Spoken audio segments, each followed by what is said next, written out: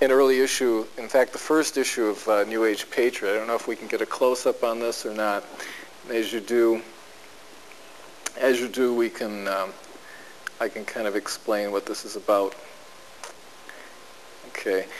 What we have here is a picture of Bush injecting babies with the AIDS virus, and a lot of people thought that this is a kind of distasteful cover to have on a newsletter. But the reason we put it here is because what we have happening in this country is needle exchange programs are having a great impact on reducing the number of AIDS cases in this country.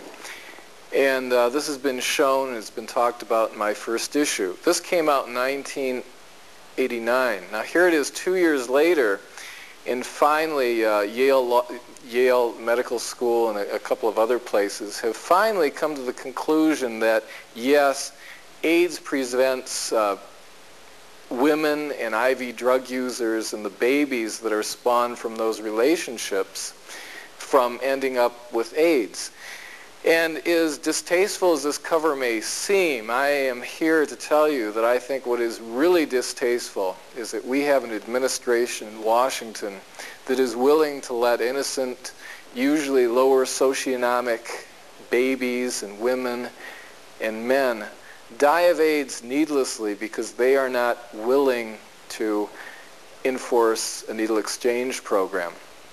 Now their excuse for this is that endorsing needle exchange programs is in some way promoting drug abuse. And what I would suggest you to think about is if someone was to give you a carton of syringes, would you really go out and start using heroin or smack or some combination?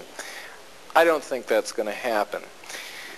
So in any case, I think this as an example shows you what we're talking about as policies. We're getting beyond the ridiculous propaganda that's been put out for the last 50 years.